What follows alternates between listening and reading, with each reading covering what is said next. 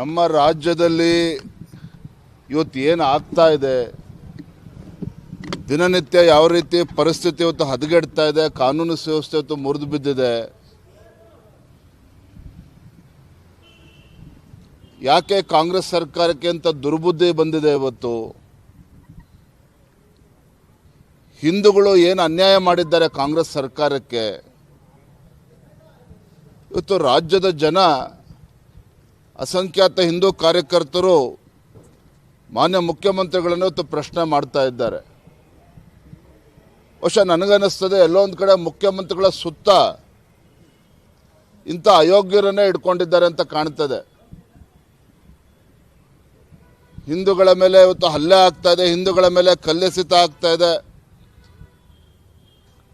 ಗಣಪತಿ ಮಹೋತ್ಸವ ಕೂಡ ವಿಜೃಂಭಣೆಯಿಂದ ಇವತ್ತು ಹಿಂದೂಗಳು ಮಾಡೋದಕ್ಕೆ ಸಾಧ್ಯ ಆಗ್ತಾ ಇಲ್ಲ. ಎಲ್ಲವೂ ಕೂಡ ಎಲ್ಲೋ ಒಂದು ಕಡೆ ಈ ಕಾಂಗ್ರೆಸ್ ಸರ್ಕಾರದ ಅಲ್ಪಸಂಖ್ಯಾತ ಓಲೈಕೆ ರಾಜಕಾರಣ ಕಳೆದ 2 ವರ್ಷದಿಂದ ಏನು ಮತ್ತು ಇತ್ತೀಚೆಗೆ ಕ್ಯಾಬಿನೆಟ್ ಡಿಸಿಷನ್ ಅನ್ನು ಕೂಡ ತೆಗೆದುಕೊಂಡ್ರು. ಯಾರಿವತ್ತು ದೇಶದ್ರೋಹಿಗಳು ಪೊಲೀಸ್ ಸ್ಟೇಷನ್ಗೆ ಕಲ್ಲನ್ನು ಬಿಸಾಕಿದ್ರೋ, ಯಾವ ದೇಶದ್ರೋಹಿಗಳು ಪೊಲೀಸ್ ಸ್ಟೇಷನ್ಗೆ ಬೆಂಕಿ ಹಚ್ಚುವಂಥ ಕೆಲಸವನ್ನು ಮಾಡಿದ್ರು, ಅವರ ಮೇಲೂ ಕೂಡ ಇವತ್ತು ಕೇಸಸನ್ನು ವಿಡ್ರಾ ಮಾಡಿರುವಂಥದ್ದು. ಇವೆಲ್ಲವೂ ಸಹ